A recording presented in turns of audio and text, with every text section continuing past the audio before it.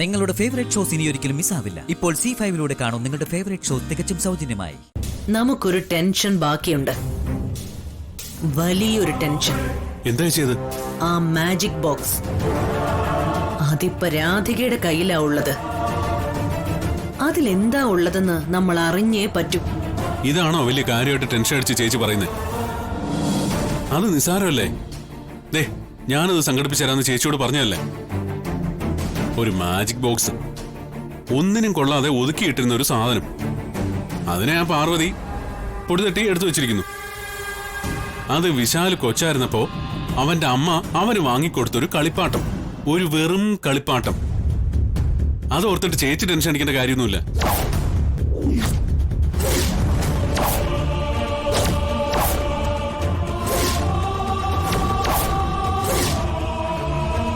അത് വെറും ഒരു കളിപ്പാട്ടമാണെന്ന് എന്ത് വിശ്വാസത്തിലാ പ്രതാപ നീ പറയുന്നേ? അതിൽ അപകടം ഒളിഞ്ഞിരിപ്പുണ്ടെന്ന് ചേച്ചി മാത്രം എന്ത് വിശ്വാസത്തിലാ പറയുന്നേ?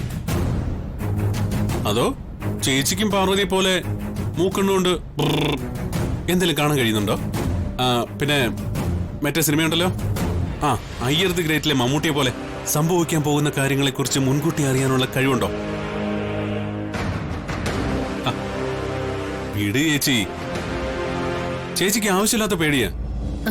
പേടിയല്ല പ്രതാപ, നമ്മളെ പോലെ തെറ്റ് ചെയ്യുന്നവര് ഭയപ്പെടുകയല്ല, മുൻവിധിയോടെ കാര്യങ്ങളെ തിരിച്ചറിയുകയാണ് വേണ്ടത്. അതാ ഞാൻ ചിന്തിക്കുന്നത്. നമ്മൾ അറിയാതെ, നമ്മൾ പറയാതെ ഈ വീട്ടിലൊരു തുരുമ്പ് പോലും ഉണ്ടാവരുത്. ആ പാർവതി ഈ വീട്ടിൽ വരുന്നത് വരെ ഞാൻ ഇവിടെ അങ്ങനെയാ കൊണ്ടു നടന്നിരുന്നത്. എന്നാലിപ്പോ നമുക്ക് ചുറ്റും നടക്കുന്നതൊന്നും നമ്മൾ അറിയുന്നില്ല. അതിൽ പ്രധാനപ്പെട്ടതാണ് ആ മാജിക് ബോക്സ്. അതിലെന്തോ ഉണ്ടെന്ന് എന്റെ മനസ്സ് പറയുന്നടാ. അതൊരിക്കലും വെറുതെ ആവില്ല പ്രതാപ. ചേച്ചി വലിയ സാമർത്ഥ്യക്കാരി തന്നെയാ, സമ്മതിച്ചു. ചേച്ചിയുടെ ബുദ്ധിമുട്ട് തന്നെയാ ഇത്രയും കാലം ഇത്രയും തെറ്റുകൾ ചെയ്തിട്ടും അതിലൊന്നും പിടിക്കപ്പെടാതെ നമ്മൾ ആഡംബരമായിട്ട് ജീവിച്ചുകൊണ്ടിരിക്കുന്നത്. അങ്ങനെയൊക്കെ ആണെങ്കിലും ഇപ്പൊ ചേച്ചി ഓവർ തിങ്കിങ്. അമിത ചിന്ത ആപത്തായ ചേച്ചി, അത് വേണ്ട. ഞാൻ അങ്ങനെ അമിതമായിട്ടൊന്നും ചിന്തിക്കുന്നില്ലടാ. ചേച്ചി, വിശാലിന് ഗിഫ്റ്റ് വാങ്ങിക്കൊടുത്ത ഗായത്രി ചേച്ചി ഇപ്പൊ എവിടെ? കൊടുത്ത കൈയോടെ മേലേക്ക് പോയല്ലോ. അമ്മ മേലിലേക്ക് പോയപ്പോ വിശാൽ ആ ഗിഫ്റ്റ് തൂക്കിയെറിഞ്ഞു. ആ മാജിക് ബോക്സിന്റെ ചരിത്രം അത്രേ ഉള്ളൂ. അതിലൊന്നുമില്ല, വെറും പേടാ. നീ ഈ പറയുന്നതാണ് സത്യമെങ്കിൽ ആ മാജിക് ബോക്സില് പ്രത്യേകിച്ച് ഒന്നും ഇല്ല എങ്കിൽ നമ്മളെ ഈ ലോകത്തിന് മറ്റാർക്കും ഒന്നും ചെയ്യാൻ കഴിയില്ല.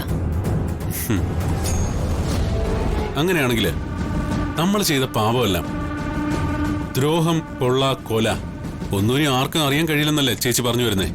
ഞാൻ അങ്ങനെ അല്ല പറഞ്ഞു വരുന്നത് പ്രതാപ.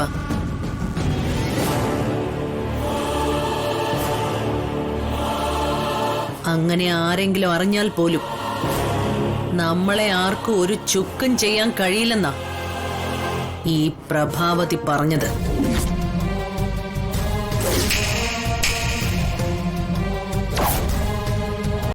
ഡൗൺലോഡ് ചെയ്യൂ C5 ആപ്പ്. കാണൂ എല്ലാ എപ്പിസോഡുകളും സൗജന്യമായി.